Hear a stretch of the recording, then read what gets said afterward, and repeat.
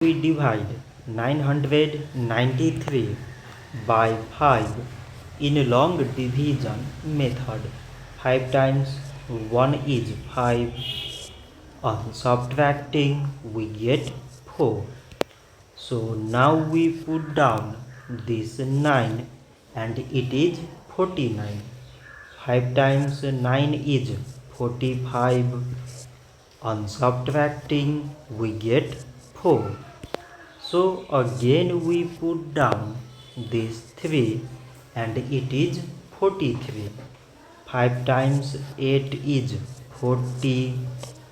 On subtracting we get 3.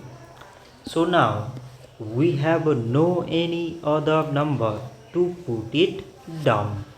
So we take here decimal, so that we put 0. So it is 30 and 5 times 6 is 30.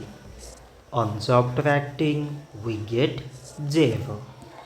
So 993 divided by 5 is 198.6.